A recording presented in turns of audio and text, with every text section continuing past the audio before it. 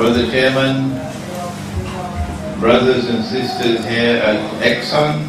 XL. Yes, here in Jakarta, in beautiful Indonesia.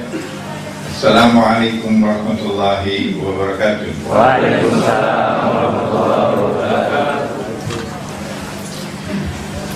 Our topic is Islam and the International Monetary Fund, IMF. And so we're talking about Islam and international monetary economics. But how come the speaker has this hat and this beard and this gown? Not supposed to be. Because ulama don't talk on these subjects. That's our problem today. That's our problem today. It's not taught in the institutions of Islamic learning. And so our ulama know nothing on the subject and are yet giving fatwa. We want to begin with that ayah of the Quran that was just recited. I didn't know, I don't know how he knew I was going to recite that ayah. It's a good sign. بعد أعوذ بالله من الشيطان الرجيم ولن ترضى عنك اليهود ولن ترضى عنك اليهود ولا النصارى حتى تتبع ملتهم. صدق الله العظيم. Surah Al-Baqarah. And they will never be satisfied, never be content, will never rest until they get you to follow them, to follow their way. Who? The Jews and the Christians will never be content, will never rest, will never be satisfied until they get you to follow them, wherever they go. Is this applicable to all Jews? Can this be true of all Christians? There is a lazy man's methodology of studying the Quran. And the lazy man's methodology is to take one verse in isolation. And then you end up with rubbish on your face. The proper way to study the Quran is different. Let us introduce you to the proper way. Allah taught the lesson at the very beginning of the Quran, the lesson, the most important lesson of usul tafsir, or methodology for studying the Quran.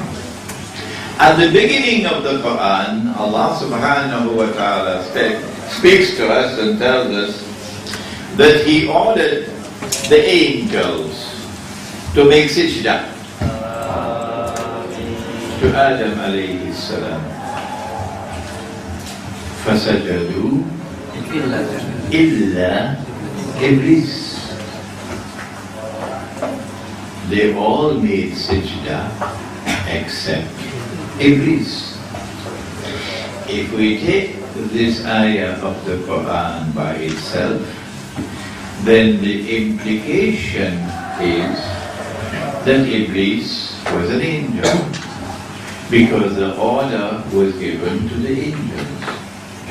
So you cannot escape from the conclusion Iblis must have been an angel. This is the lazy man's methodology. But after having made this announcement that Iblis is an angel, and it was carried on CNN and Al Jazeera, the whole world agreed. Then you began to read the rest of the Quran. And when you read more of the Quran, then you found, to your surprise, that angels cannot disobey. Angels do not have any free will. Allah said, وَيَفْعَلُونَ مَا يُؤْمَرُونَ. Whatever they are ordered to do, they do it. But he disobeyed. So he could not have been an angel. And then in Surah Al-Kahfi of the Quran, I have to say Kahfi in Indonesia, but outside of Indonesia we say Surah Al-Kahf of the Quran. In Surah Al-Kahfi, Allah informs us, وَكَانَ مِنَ الْجِنِّ. Iblis was a jinn. And so now we're looking quite foolish because CNN and Al Jazeera have all announced that we said that Iblis is an angel. So Allah is teaching us a lesson. Do not take any verse of the Quran in isolation, by itself, and hurry to form judgment, to derive meaning. Rather take all the verses of the Quran pertaining to a topic and study them all together to make a meaningful whole, a harmonious whole, because there are no contradictions in the Quran. So you have to bring whatever data you collect has to come together as a meaningful, harmonious whole. Then, and only then, will you be able to get the meaning of the verse. When we do that in this case, we quickly find that Allah would not have been speaking about all Christians. Not all Christians are going to behave in this way, that they will never rest, never be satisfied until they get us to follow their way. For example, in Surah Al-Ma'idah, Allah says, وَلَتَجِدَنَّ أَقْرَبَهُمْ مَوَدَّةً لِلَّذِينَ آمَنُوا الَّذِينَ قَالُوا إِنَّا نَصَارَى. That you will most certainly find, in time to come, that those who will be closest to you in love and affection will be those who say we are An-Nasara, Christians. That's not the way of life. Love and affection cannot be combined with getting us to follow their way. So no, Allah could not be speaking about all Jews and all Christians when He said, وَلَنْ تَرْضَى عَنْكَ الْيَهُودَ وَلَا النَّصَارَى حَتَّى تَتَّبِعَ مِلَّتَهُمْ. Well then, which Jews and which Christians? That's the question. Does the Quran answer the question? Yes, it does. If we do our homework. If we do our homework, we will find, for example, in Surah Al-Ma'idah, the crucial verse of the Quran, the absolutely crucial ayah of the Quran for penetrating the IMF, for penetrating the United Nations organization, for penetrating NATO.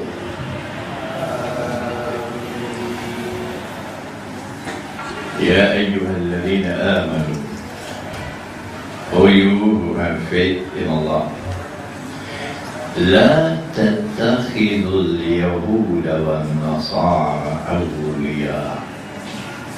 Do not take the Jews and do not take the Christians as your friends and allies. It is interesting.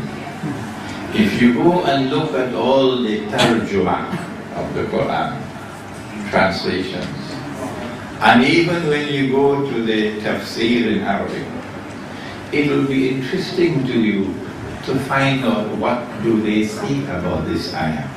That's your homework. Do not take the Jews and do not take the Christians as your friends and allies.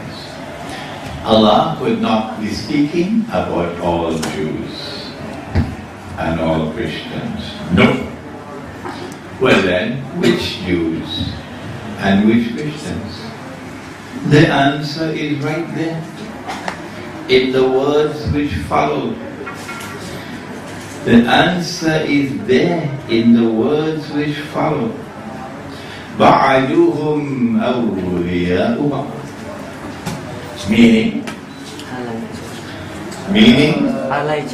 do not take such Jews and such Christians as your friends and allies, who themselves are friends and allies of each other. In other words, the Quran is anticipating that a time is going to come, which of course has already come. A time is going to come when this is going to happen. There is going to be a mysterious reconciliation between some Christians and some Jews, and a Jewish-Christian friendship will emerge, and a Jewish-Christian alliance will emerge. When that happens, those are the Christians and those are the Jews with whom you are prohibited from maintaining friendship and alliance. And those are the Christians and those are the Jews, not all, who will never rest, never be contented, never be satisfied until they get you to follow them.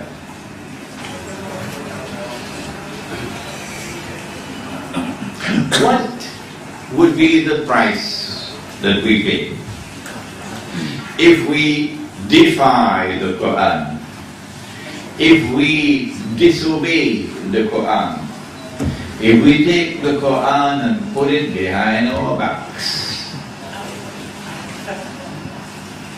The answer is there in the words which follow. وَمَن يَتَوَلَّهُمْ مِنْكُمْ. Whosoever from amongst you agrees to follow them, because they want you to follow them. They will never be satisfied until they get you to follow them. But whosoever from amongst you turn to them, become their friends, become their allies, follow them, enter into their embrace, the price you will pay is that you lose your Islam. You now belong to them. Allah no longer recognizes you as a Muslim. وَمَن يَتَوَلَّهُمْ مِنْكُمْ فَإِنَّهُ مِنْهُمْ. These are simple words in Arabic that you should easily be able to understand. وَمَن يَتَوَلَّهُمْ مِنْكُمْ فَإِنَّهُ مِنْهُمْ. Whosoever from amongst you turn towards them with friendship and alliance, following them, entering into their embrace, you now belong to them. You are no longer a Muslim. إِنَّ اللَّهَ لَا يَهْدِي الْقَوْمَ الظَّالِمِينَ. Surely Allah does not provide guidance for a people whose trademark is zulm. Their trademark is they are a people of zulm, of wickedness. Has that alliance come into being? Yes, it has. Yes, it has. Today, it is known as the Judeo-Christian Zionist Alliance. But before the Zionist movement was established, it was still there, before.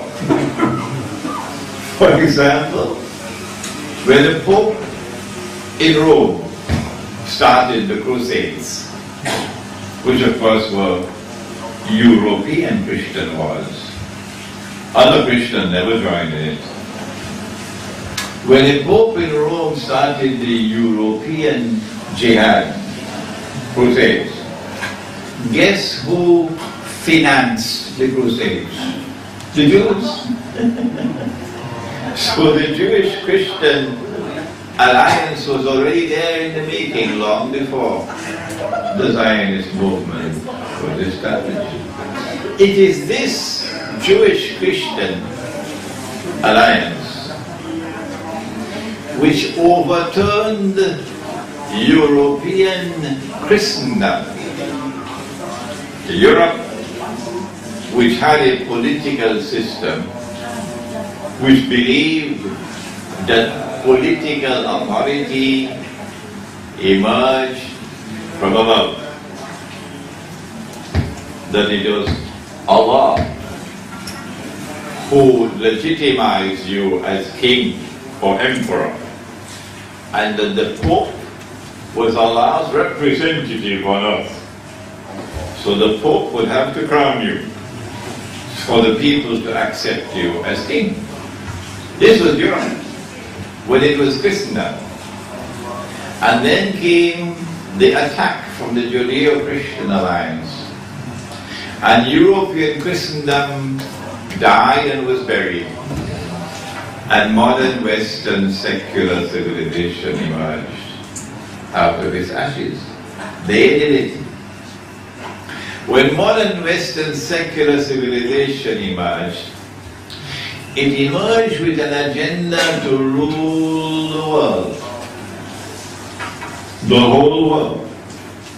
Every square inch of the world. The land, the sea, the air. Western civilization wants to take control of the whole world. There's a book I want you to read. It's written by a British historian, Arnold Toynbee. The name of the book is Civilization on Trial. Go to Google and type the name, Civilization on Trial. You'll get the book. It was published in the 1940s. And in that book you will see where Toynbee says that modern Western civilization has this agenda to take control of the whole world. Political control, economic control, military control of the whole world. When you find that passage, translate it for me into Bahasa. And then put it on the internet for the Indonesian people to read. Why do they want to rule the world? What does this have to do with the IMF? You understand something already? I don't need to do the rest of the lecture. Modern Western civilization considers themselves to be the chosen people. Why? The chosen people? Yeah. The Jews say we are the chosen people. We are the superior people. All the rest of mankind are the Gentiles. A prophet, in order to be a prophet, must be a Jew. Can't be a cockroach. And you, Muhammad sallallahu ta'ala alayhi wa sallam, you're not a Jew, you're an Arab. How could an Arab ever be the equal of a Jew? Are you nuts? Huh? You got peanuts in your head. An Arab could never be the equal of a Jew. Because we are the chosen of the Lord. To which Allah responds in the Quran, إِن زَعَمْتُمْ أَنَّكُمْ أَوْلِيَاءُ اللَّهِ مِن دُونِ النَّاسِ فَتَمَنَّوا الْمَوْتَ إِن كُنتُمْ صَادِقِينَ أو كما قال. If you indeed believe that you are the chosen people, to the exclusion of all the rest of mankind, well, why don't you desire death? Surah? Oh, you got homework to do. Surah Al-Jum'ah. Allah responds to this lie. And so modern Western civilization emerged on the stage of history with this arrogant claim that we are the special people. We are the elite of mankind and all the rest are natives. So we got to civilize these natives. And they're still doing it. Because the natives are now celebrating Christmas. Oh yes. And the natives tomorrow will be celebrating Halloween. Here in Jakarta. Yes. And they're going to be having Thanksgiving here in Jakarta. When that happens, get on your motorbike or get on your motor car and head for Kampung. Leave Jakarta to celebrate Christmas. And then they went with their armies and they conquered the whole world. They colonized the world, including Indonesia. But the Indonesians gave them a hard time. They had to take the leaders of the Indonesian Islamic movement and ship them to Cape Town. It was so hard. Everywhere else where the British went, the natives are speaking English. Where the French went, the natives are speaking French, sometimes better than the French themselves. But when they came to this Indonesia, the Indonesians wouldn't give up their language. And if you find an Indonesian speaking Dutch today, then I want to send him with a one-way ticket to the moon. After they colonized, their plan was to decolonize, but still to rule the rest of the world by proxy, to set up institutions by which they could continue to rule. We don't have the time to study all those institutions, but he is a diplomat. Where is he? Yeah, an Indonesian diplomat. He got to study this subject. All the international institutions which were established so that they could continue to rule by proxy. One of them was the International Monetary Fund.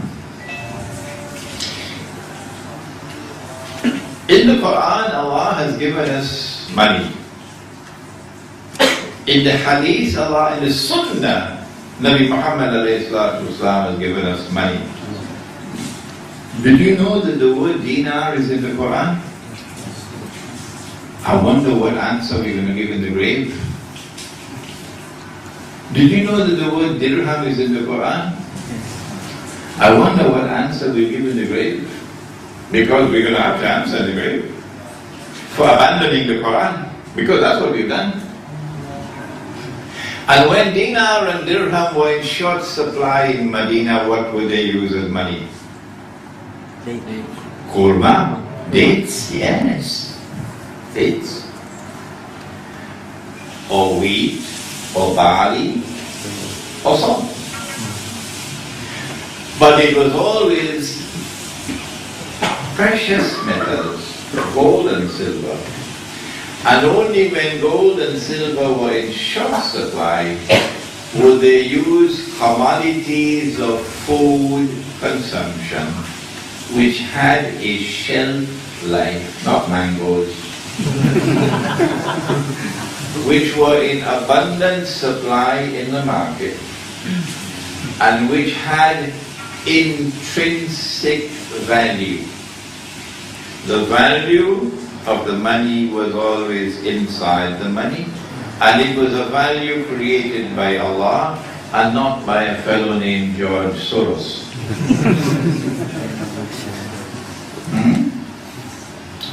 This is money in Islam.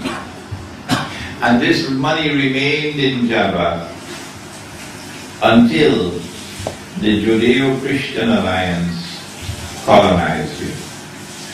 And when they decolonized, then they gave you another money, another kind of money made of paper. I don't know whether you've ever seen it. Let me show it to you. Let me show it to you. Here, if you've never seen it. Paper. Made of paper. And they say, this is money. The Judeo-Christian alliance.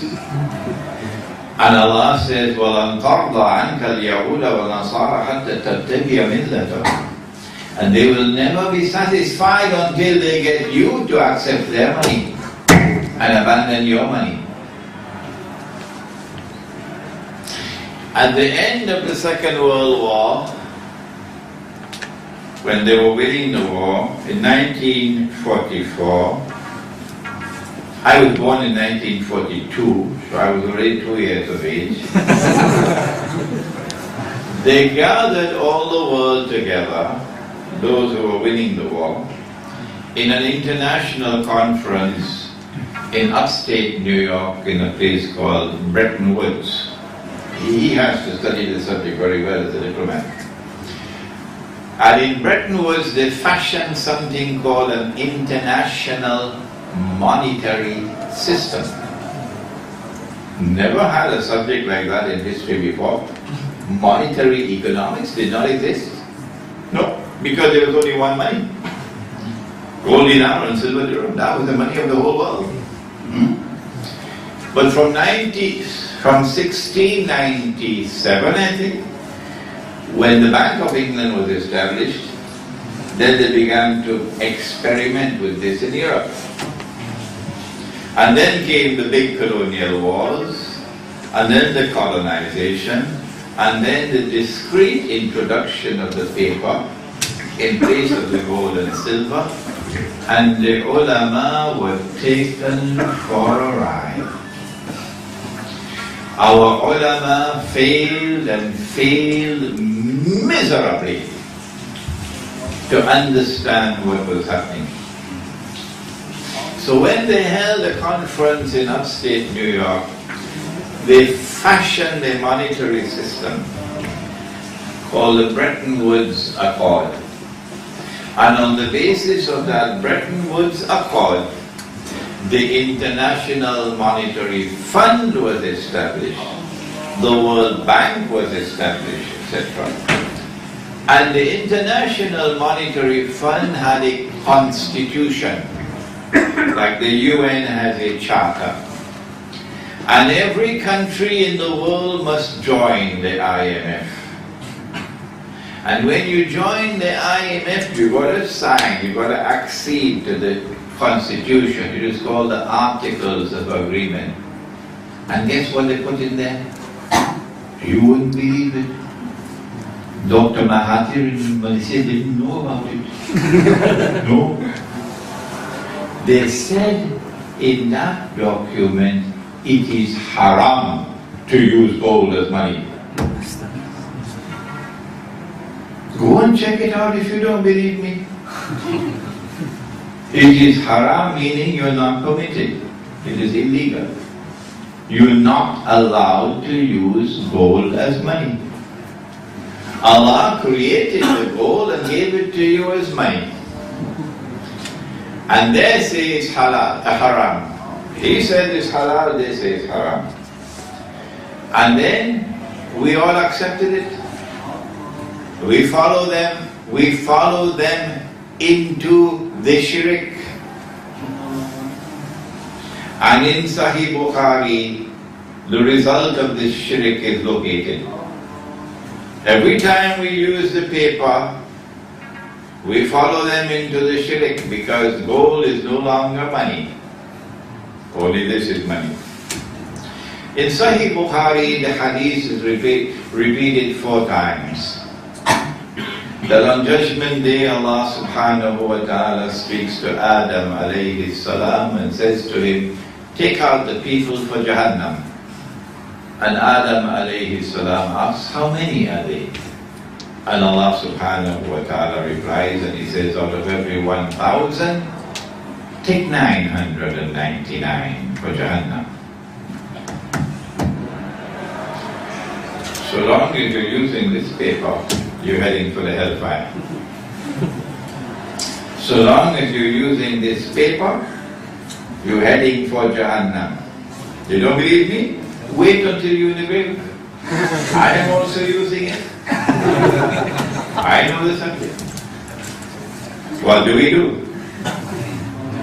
The answer is, we have to bring back the Sunnah that we abandoned, that the Judeo-Christian alliance refuses to allow us to use, dinar and dirham. And if you have a shortage of dinar and dirham in your market, or if the police come and seize your dinar and dirham, which they will do, what do you do? If you are in Java, in Indonesia, you are in the best place on the face of the earth. There is no place better in the world today than Java, in Indonesia, to bring back the Sunnah money. Because if you have a shortage of gold and silver, what would you use as money? Rice. Paras. Paras, not nasi. And if you are in Cuba, Sugar. sugar, gula. Is it gula? Yes. Gula. Sugar, not tobacco, eh? Fidel Castro doesn't smoke cigars anymore. We say, this is our answer to get out of the shirk. We're not talking about the ribas yet, we're only talking about the shirk. To get out of the shirk, we have to stop using the paper. We have to return to the Sunnah of dinar and dirham.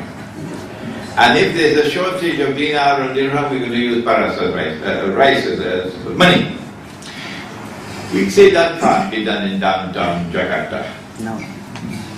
We say it can be done in Kampung, in the remote countryside, in small villages, not big.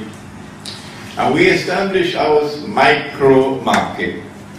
And in these micro markets, we make the effort. And that is all that Allah asks of us, to make the effort.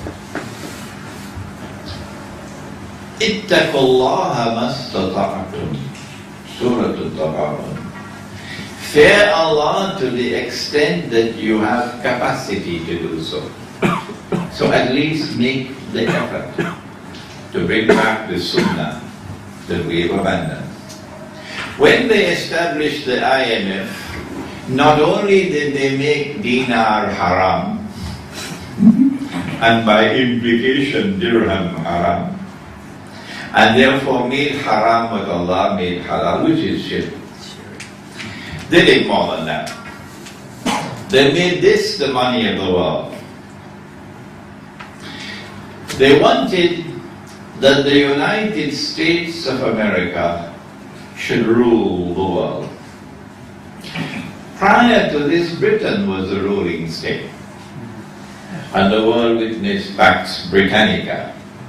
And the sterling pound was the international currency. But now the time has come for the United States to take over from Britain. So Dajjal will move into stage 2. You know, he has 3 stages. Yawmun kasana, Yawmun kashaha, Yawmun kajuma. If you don't understand what I'm talking about, get my book, Jerusalem in the Quran. Alhamdulillah, we have it in Bahasa. It's translated into Bahasa. Once you can get it through the Indonesian customs, you can get it here. That's your problem, to get it through the Indonesian customs. So just stay in touch with me by email. I can ship it to you from Malaysia. Or I can give you permission here to print it. Right here. It's already published, it's already translated into Bahasa. Dajjal passes through 3 stages before he will appear as a human being. My analysis led me to the conclusion that stage 1, Britain becomes the ruling state. I never said that Britain is Dajjal. Don't you ever say that? I said that in stage 1 of Dajjal's mission, Britain becomes the ruling state, and the sterling pound becomes the international currency. But there's still the convertibility to gold. The sterling pound was even in a gold coin. The sterling pound was a gold coin. And there was also a sterling pound in paper, convertible. And then in stage 2, the United States has to take over from Britain. And now we are poised on the verge of stage 3, when the United States must go down so that Israel can replace the United States as the new and third ruling state in the world. So Pax Britannica gave way to Pax Americana. You listening? There you go, America. And Pax Americana is now giving way to Pax Judaica. Pax means peace, so they're lying. This is not peace, it's only war. Pax Judaica is not peace, it's war. At the International Monetary Fund, they decided that only the US dollar will have any integrity, meaning that the US dollar had a link with gold, that it was convertible into gold, or to use the technical term, you could redeem it for gold. At what rate? $35 US would buy you 1 ounce of gold. So long as the United States remained faithful to that legal commitment and don't change it and don't abandon it, the US dollar is halal. Halal because it is functioning as a check. It is functioning as a promissory note. That I write a note and I have witnesses that I owe you this money. And you can take that paper and hand it in and get the money. So the US dollar was like a promissory note, like a check. And you can go and cash it. 35 of them you can cash for 1 ounce of gold. This is international law. However, if you have an obligation to cash the check, you should not be writing out more checks than you have money. I have 100 dinars in my account, and I write out checks for 1,000. I went around the corner and I bought a BMW, and I wrote out a check for 1,000 dinars. When they went to cash the check, the money is not in the account. So then I should be sent to jail. But the United States can't be sent to jail. Yes, that's what they did. This is fraudulent. This is theft, legalized theft. A people of morals and integrity don't behave like this. Only crooks behave like this. That you write out more checks than you have money in your account. So they printed more US dollars than they had gold.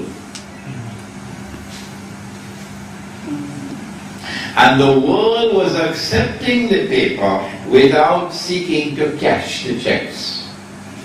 If they had attempted to cash the checks, then the bank would bust.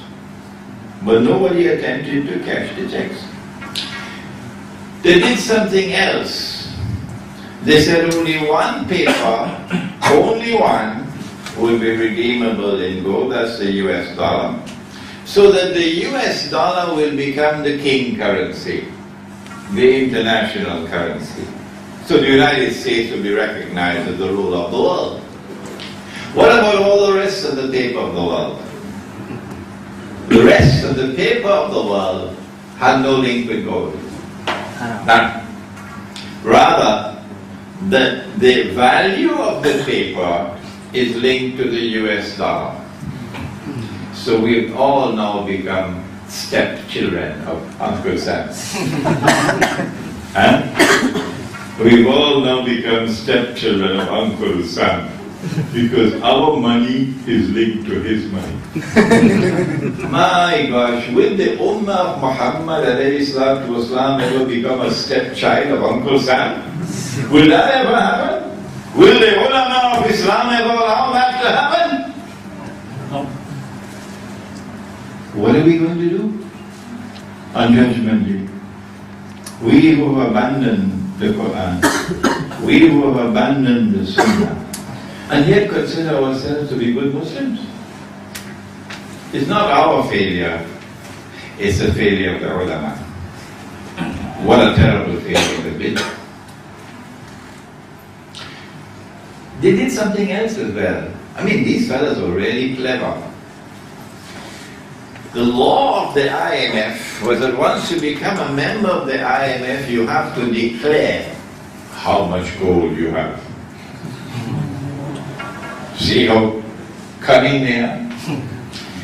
And after you have declared how much gold you have to deposit 1/3, is it 1/3? 1/3 of your gold has to be deposited in Washington to be a member of the IMF. So they're holding 1/3 of your gold hostage. And they can now measure how much gold you have. Because the law requires that you must record and must announce every time you sell gold. The law, you cannot sell gold privately. It must be done public.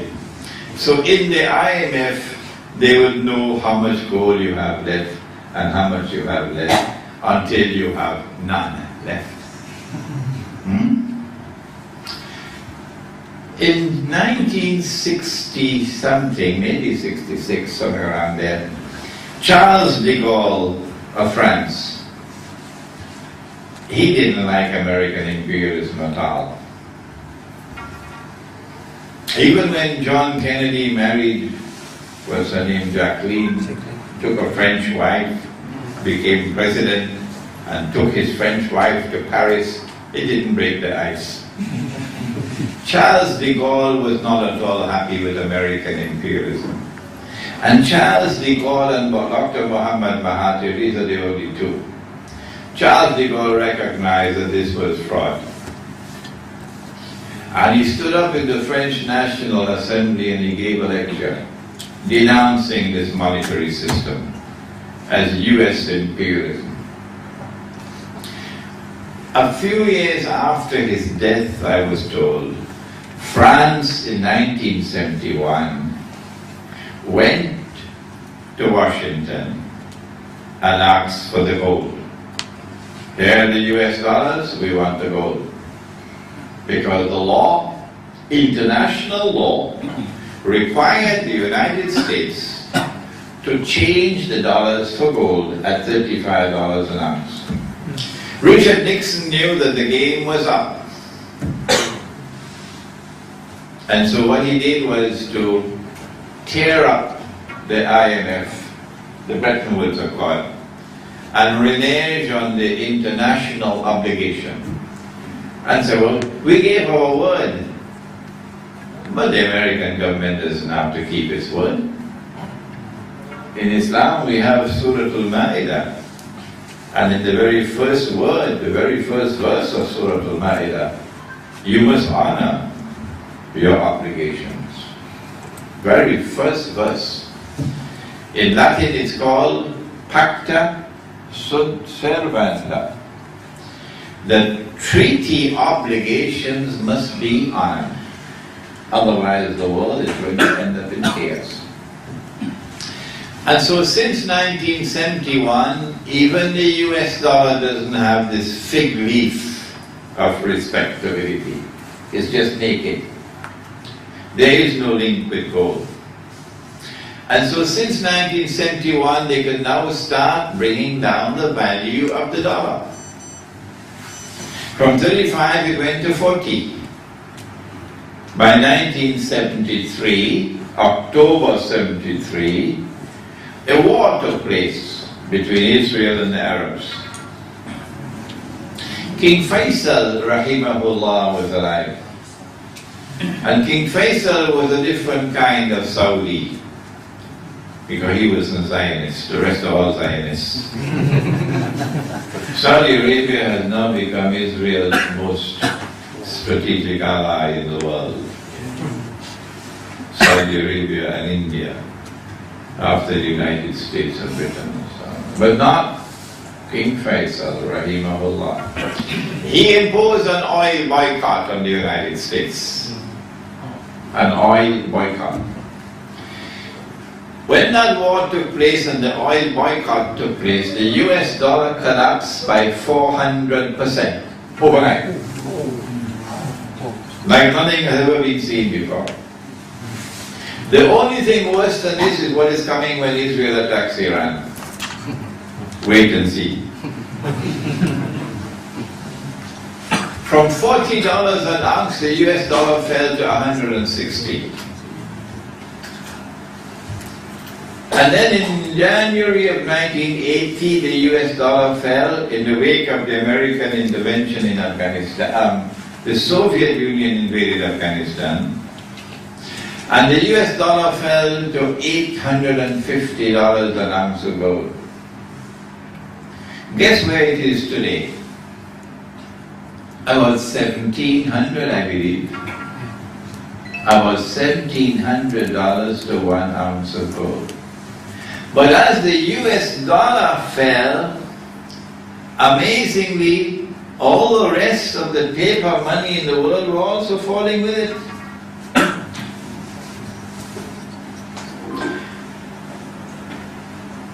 There are some paper money that are called hard currencies. I made a joke in a conference in Brunei, international conference with scholars from different parts of the world present. And I made a joke and nobody laughed. I said that they print their paper and they have a secret chemical. And they dip the paper in the chemical, it comes out as hard currency. Nobody laughed. It meant that the scholars of Islam actually believed me. We don't have the secret chemical. So we don't have Australian dollars, and sterling pound, and euros, and American dollars, and Singapore dollar, Brunei. Well, our paper is not hard currency.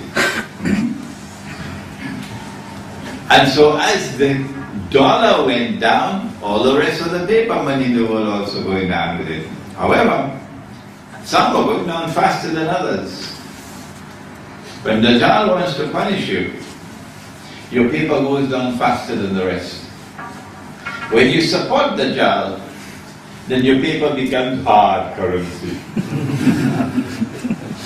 And that's how the system was used until where it is today. At this moment in time, they don't need the paper anymore. So what they did is that they themselves are bringing down the US dollar. It is a controlled demolition of the US dollar that is being done by the Zionists. The US dollar has now reached that stage where it is essentially dead, but it is kept alive in the ICU, intensive care unit of the hospital. But even there they won't be able to keep it alive once Israel attacks Iran. And the Israelis know it, that in attacking Iran they're going to destroy the United States. They know it. Because the price of oil is going to shoot up, out of the roof. The price of gold is going to shoot up. But it's not the price of gold that's going up, you dumb. It's the value of the paper going down, you dumb. It's the US dollar collapsing. And they're going to have to demonetize the US dollar, meaning it can't be used to buy and sell. No longer be recognized as legal tender. When the US dollar collapses, that's the end of the world of paper money. They don't need it anymore. Maybe paper money will survive as souvenirs of an age gone by, when there were so many donkeys in the world. And the new money will replace it. The new money, of course, which Israel will now control. Absolute control. The new money is money that you can't see. Did you hear? Money you can't see. Money you can't touch. Electronic. Huh? Electronic. Huh? Electronic money. And electronic money is created not by governments but by banks. Yes. And it is not an anti-Semitic statement. No. It is a factual statement that the Zionists control the banking system in the world today. If I'm not allowed to make that statement, I might as well go and drive a taxi in Jamaica, in Jakarta. It's a factual statement. So they are the ones who now will control money in the money supply system of the world. You can't take your money out of the bank. No. Try it. See what you can take out. There's nothing to take out. It's electronic money. You can only transfer money from one account to another. That's all. You cannot take it out. You are trapped. You are trapped. The rope is around your neck. And if you dare to stand up to Israel, you lose your money. Yeah. They just have to type it out. And the others who stand up and support Israel, we recognize Israel. Oh yes, an Israeli embassy in Jakarta, an Israeli embassy in Kuala Lumpur, and we roll out the red carpet for the Israeli ambassador. Just don't touch our bank account, please. This is the Ummah of Muhammad alayhi salatu wasalam today. Nothing to laugh about, rather to cry if we have tears to cry. Electronic money is going to bring to the world the equivalent of a financial and monetary Guantanamo. I know about Guantanamo because Guantanamo is in the Caribbean. And I am from the Caribbean, I am from Trinidad. And Guantanamo is in Cuba. That is what is coming with electronic money. And when electronic money takes over, You can't even buy masakan Padang without their knowing it. They know every transaction that you make. They know how much you spend. They know where you spent it. They know when you spent it. They know how much you have left in your account. Never before in history has there or will ever be a more spectacular success in reducing all of mankind to donkeys. Yeah. مثل الذين حملوا التوراة ثم لم يحملوها كمثل الحمار يحمل أسفارا. Says Allah in the Quran, you have the book. Oh yes, you do. But you do not live up to your responsibilities and obligations to the book. It's just like a load of books on the back of a donkey. That's where we are today. My understanding, and I can be wrong, whenever I give my opinion, I will be disappointed if you accept my opinion. A good teacher doesn't want his student to accept every word he says. A good teacher wants to produce good students. And good students are those who will carefully examine. And only when they are convinced that an opinion is correct, only then will they accept it. So I can leave the world, the angel can come and take me away, knowing that I'm leaving behind students who are not donkeys. Who are not donkeys. My opinion is that probably they're going to wrap up the UN. They don't need it anymore. Probably they don't even need the IMF anymore when you have electronic money. Probably there's going to be only one currency in the world tomorrow. Only one. So no need to convert money from one currency to another. And so it facilitates Israel ruling the world from Jerusalem. Israel wants to rule the world. Why? Simple. So that Dajjal can stand up in Jerusalem, maybe about 20, 25 years from now, will stand up in Jerusalem. Most of you here should be living at that time to see it. And would say from Jerusalem, I am the Messiah. And all these Judeo-Christian alliance will hail him as the Messiah. What about the Muslims? You and I would recognize him to be Dajjal. And we'll say, you are not the Messiah, you are Dajjal, and the sake of Dajjal. But unfortunately, there are brothers, and they are my brothers, and I don't speak disrespectfully of them. No. They will say, no, he cannot be Dajjal. Why? He's human. Because the Prophet said that Dajjal is going to ride on a donkey. And the donkey will travel as fast as the clouds. And the donkey will have his ears stretched out wide. Where is his flying donkey? We will say, we recognize this as religious symbolism. وَكَذَلِكَ يَجْتَبِيكَ رَبُّكَ وَيُعَلِّمُكَ مِنْ تَأْوِيلِ الْأَحَادِيثِ. There is such a thing as religious symbolism in dreams, in visions, and Allah taught that subject. It's not taught in universities. No. And Yusuf alayhi salam was taught ta'wil, the interpretation of religious symbolism.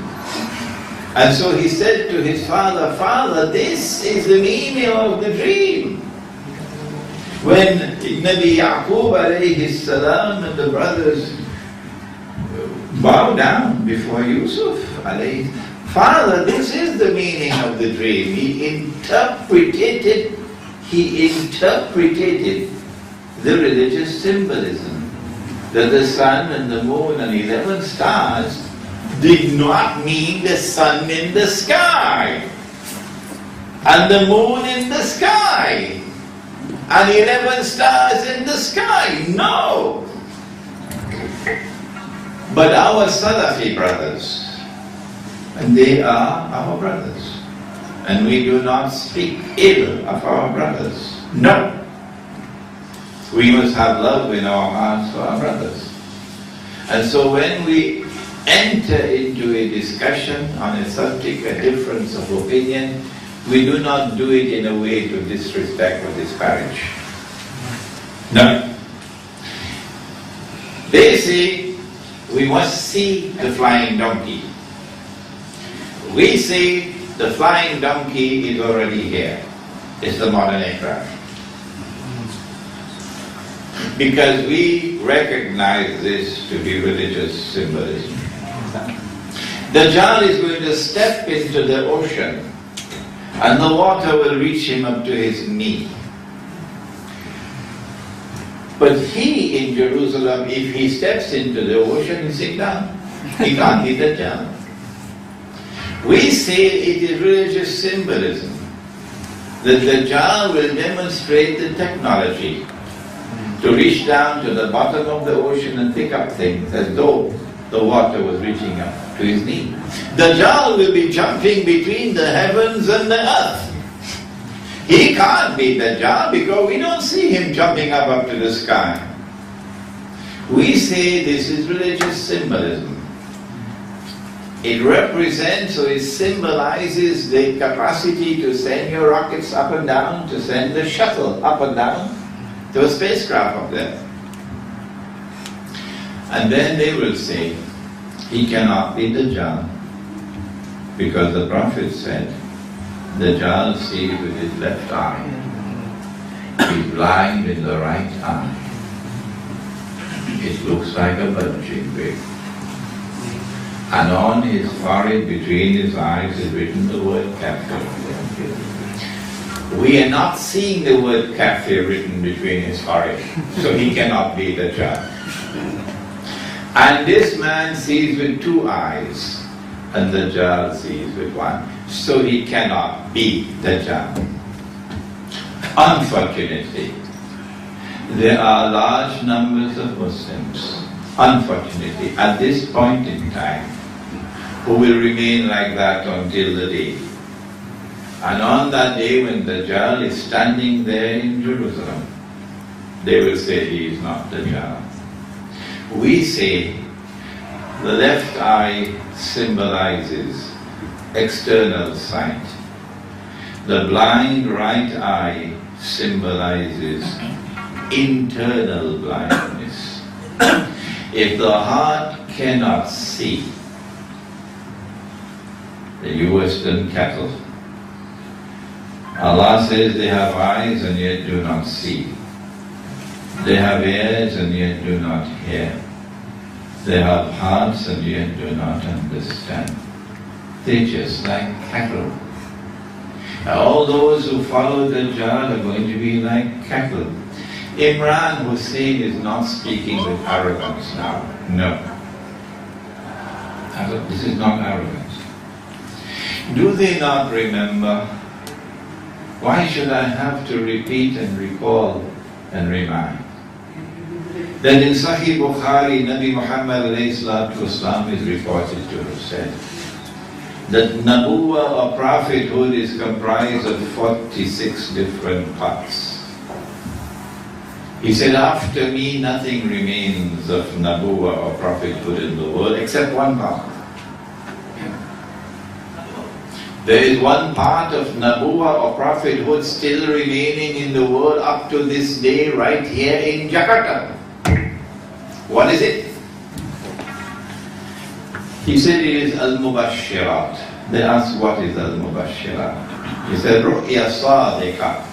Ru'ya Sadiqa. It's when the heart can see.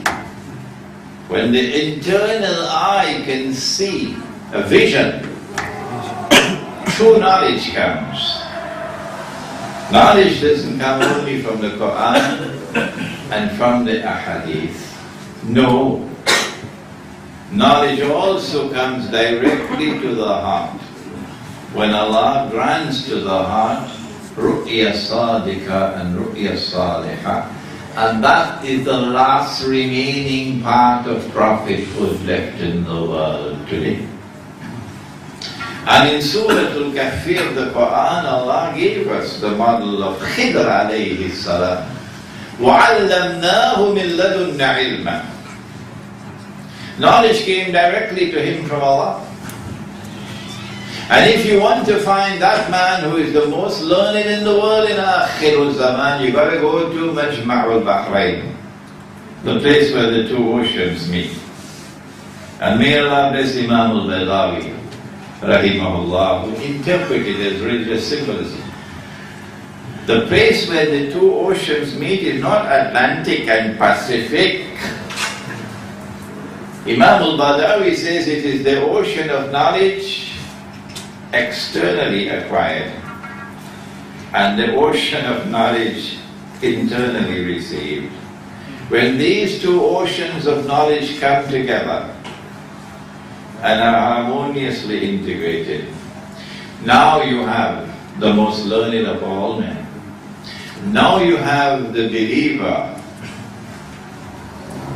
who will be able to see what otherwise cannot be seen.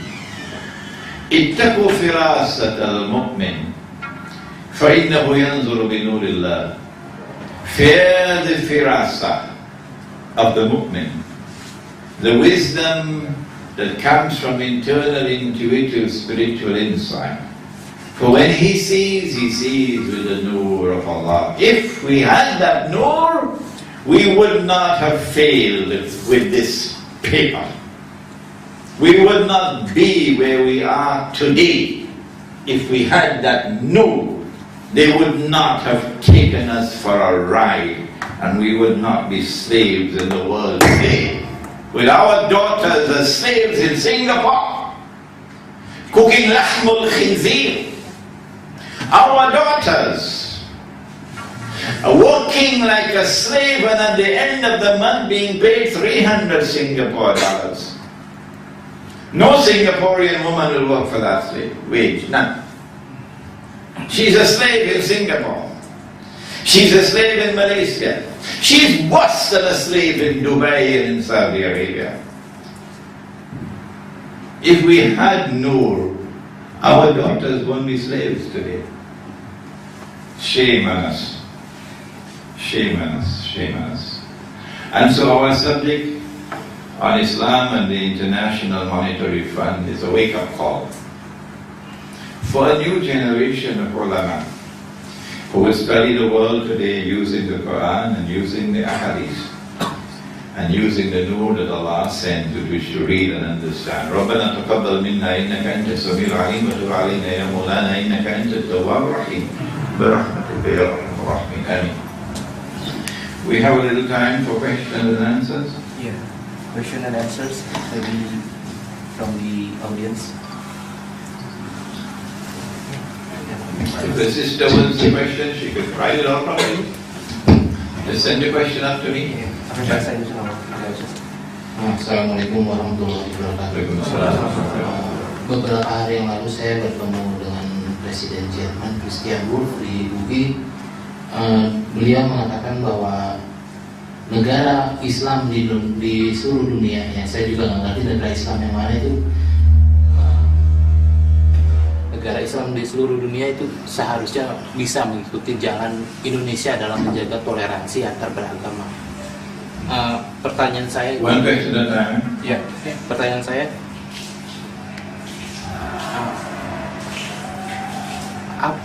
apa sebenarnya peranan Indonesia dalam Muslim Indonesia dalam pergerakan Islam secara global? Yang skema Islam Indonesia sudah Islam tumbuh globally.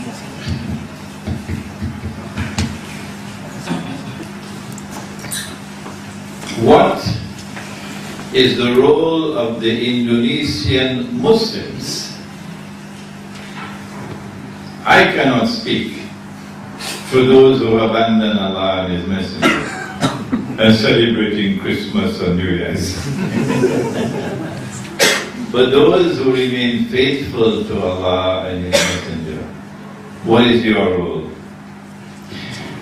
I have already answered that question. I said those of you who live in the island of Java, not Sumatra, Java, you have more favorable conditions in Java than anybody else to bring back Sunnah money. There are many in Java who are talking about dinar and dirham. I know about it. They're even minting dinar and dirham. I know about it. Why aren't they establishing markets? Why are they not establishing markets which will use dinar and dirham? And we don't mean dinar and dirham alongside the bogus money. من رأى منكرا فليغيره بيده فإن لم يستطع فبلسانه وإن لم يستطع فبقلبه وذلك أضعف الإيمان. If you see something which is bogus and fraudulent, change it with your hand. And the paper money is bogus and fraudulent. So in Java you should build micro markets in the remote countryside. Not one, hundreds and thousands, and spread them out all over. The Zionists are going to grind their teeth with anger. If you do it in Jakarta, it's easy for them to shut you down. But when you have your markets scattered all over the remote countryside, they don't have the resources. They can't do it to shut down all of those. And if they come and they seize your dinar and dirham,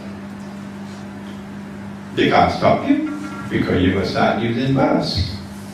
That's money. Yeah. That's the answer. Okay, maybe one more question.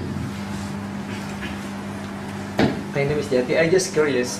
The biggest gold mine in Indonesia is occupied by the U.S. company that's called Freeport. I don't know, about 80 to 90% of Indonesians gold has been Freeport in Papua. So do you have any link with this fact? Wherever there is gold in the world, the Zionists seek to control it. Wherever there is oil in the world, the Zionists seek to control it. This is not new, old news, okay? Old news. But if you have a shortage of gold, you will use rice as money. The important thing is not to go down further into slavery. If you sit down where you are and do nothing, you're going to go down into further slavery. And Allah will not intervene to change your condition. إِنَّ اللَّهَ لَا يُغَيِّرُ مَا بِقَوْمٍ حَتَّى يُغَيِّرُ مَا بِأَنفُسِهِمْ. Allah will not intervene to change your condition unless and until you take the initiative using His guidance to change your condition. And I have given you the answer. You are better placed than any other Muslims in the world. You are to challenge the paper money. So go ahead and do it. Any more questions? Yes. One more. I read a book about the pattern of World Bank and IMF. But first they will approaching the what do you call it, the governments, and the government corrupt, or the pattern will be at the end the leaders who fight with them will be killed.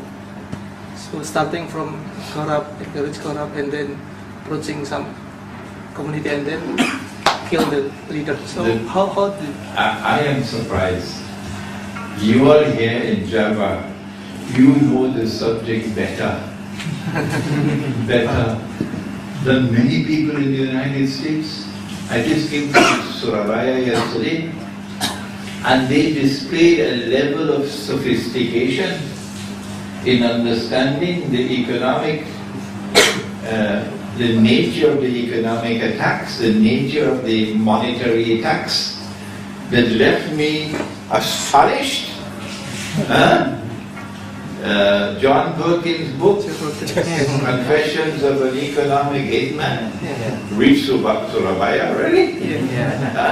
So this is their methodology. They found one Saudi in their way, and he was assassinated. Faisal. Faisal had established an alliance with Zulfikar Ali Bhutto, and he was gone. Ziaul Haq was their man, but then Ziaul Haq, something happened to his heart and he became our man. And then his aeroplane fell out of the sky. And so their favorite method is assassination. They just did that to our brother, the Sheikh Anwar Awlaki, Rahimahullah. The reason why I am alive, of course it's Allah subhanahu wa ta'ala who determines when anyone will die. But the other reason is that I am not an Arab. No.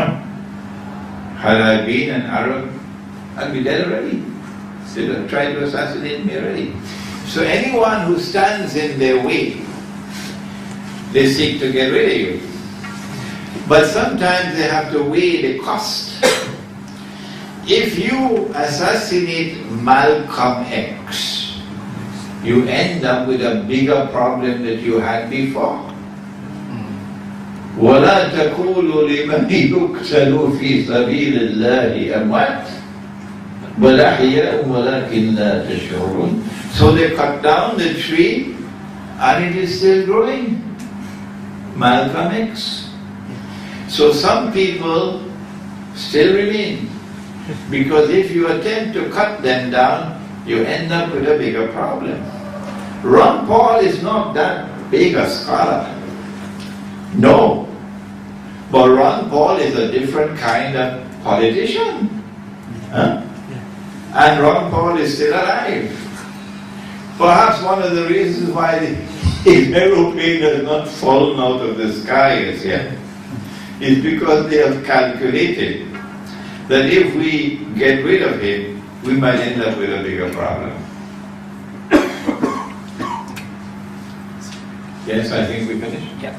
I think we finished, and I believe there are many questions still in our mind to be questioned. I'll say. But we need to close this lecture with the kafaratul majlis. Subhanallah wa bihamdika asyhadu an la ilaha illa anta astaghfiruka wa atubu ilaik. Assalamualaikum warahmatullahi wabarakatuh. Pada Isya prayer. للذين آمنوا الذين قالوا إنا نصارى. That you will most certainly find in time to come that those who will be closest to you in love and affection will be those who say we are An-Nasara Christians. That's not the way of life. Love and affection cannot be combined with getting us to follow their way. So no, Allah could not be speaking about all Jews and all Christians when He said, وَلَنْ تَرْضَى عَنْكَ الْيَهُودَ وَلَا النَّصَارَى حَتَّى تَتَّبِعَ مِلَّتَهُمْ. Well then, which Jews and which Christians? That's the question. Does the Quran answer the question? Yes, it does. If we do our homework. If we do our homework, we will find, for example, in Surah Al-Ma'idah, the crucial verse of the Quran, the absolutely crucial ayah of the Quran, for penetrating the IMF, for penetrating the United Nations organization, for penetrating NATO.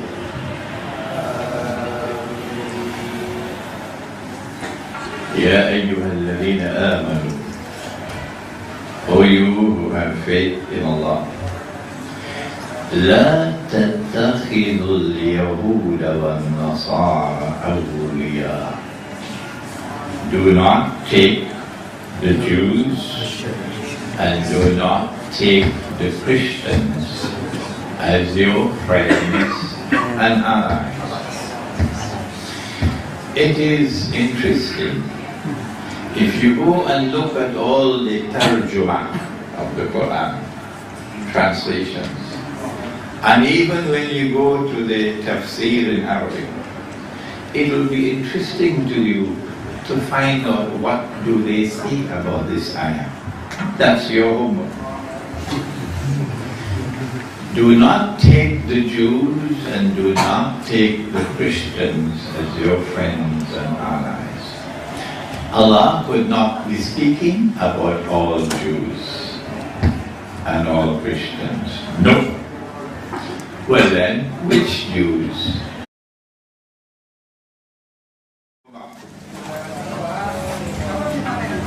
Brother Chairman, brothers and sisters here at Exxon. XL. XL. Yes, XL. Here in Jakarta, in beautiful Indonesia. Assalamu alaikum warahmatullahi wabarakatuh.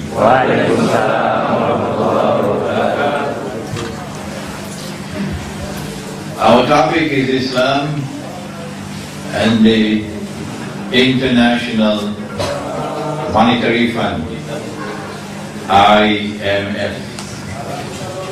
And so we're talking about Islam and international monetary economics. But how come the speaker has this hat and this beard and this gown? Not supposed to be. Because ulama don't talk on these subjects. That's our problem today. That's our problem today. It's not taught in the institutions of Islamic learning. And so our ulama know nothing on the subject and are yet giving fatwa. We want to begin with that ayah of the Quran that was just recited. I didn't know, I don't know how he knew I was going to recite that ayah. It's a good sign. بعد أعوذ بالله من الشيطان الرجيم ولن ترضى عنك اليهود ولن ترضى عنك اليهود ولا النصارى حتى تتبع ملتهم. صدق الله العظيم. Surah Al-Baqarah. And they will never be satisfied, never be content, will never rest until they get you to follow them, to follow their way. Who? The Jews and the Christians will never be content, will never rest, will never be satisfied until they get you to follow them wherever they go. Is this applicable to all Jews? Can this be true of all Christians? There is a lazy man's methodology of studying the Quran. And the lazy man's methodology is to take one verse in isolation. And then you end up with rubbish on your face. The proper way to study the Quran is different. Let us introduce you to the proper way. Allah taught the lesson at the very beginning of the Quran, the lesson, the most important lesson of usul tafsir, or methodology for studying the Quran. At the beginning of the Quran, Allah subhanahu wa ta'ala speaks to us and tells us that He ordered the angels to make sajda to Adam alayhi salam. فَسَجَدُوا إِلَّا إِبْلِيسَ. They all made sajda except Iblis. If we take this ayah of the Quran by itself, then the implication is that Iblis was an angel, because the order was given to the angels. So you cannot escape from the conclusion Iblis must have been an angel. This is the lazy man's methodology. But after having made this announcement that Iblis is an angel, and it was carried on CNN and Al Jazeera, the whole world agreed, then you began to read the rest of the Quran.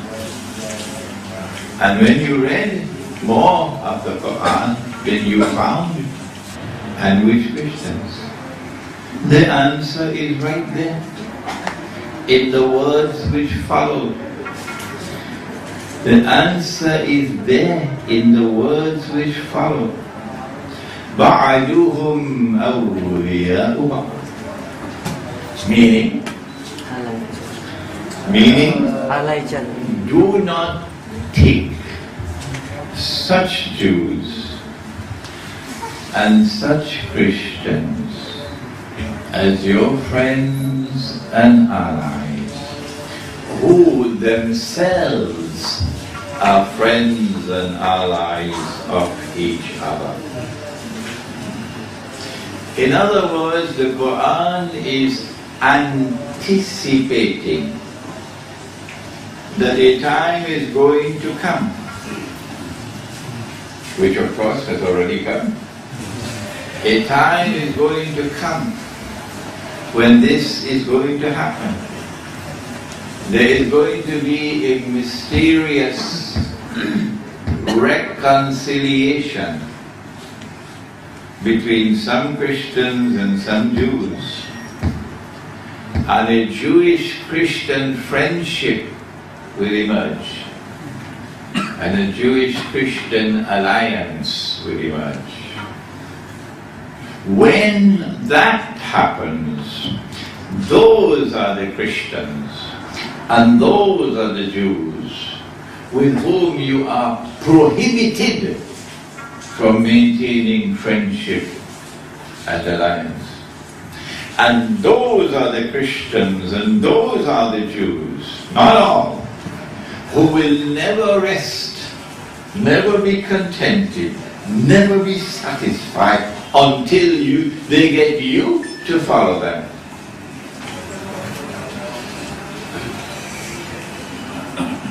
What would be the price that we pay if we defy the Quran, if we disobey the Quran, if we take the Quran and put it behind our backs? The answer is there in the words which follow. وَمَنْ يَتَوَلَّهُمْ مِنْكُمْ. To your surprise, that angels cannot disobey.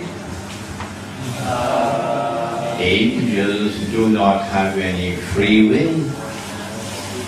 Allah said, وَيَفْعَلُونَ مَا يُؤْمَرُونَ. Whatever they are ordered to do, they do it. But he disobeyed. So he could not have been an angel. And then in Suratul Kahfi of the Quran, I have to say Kahfi in Indonesia, but outside of Indonesia we say Suratul Kahf of the Quran. In Suratul Kahfi, Allah informs us, وَكَانَ مِنَ الْجِنِّ. Iblis was a jinn.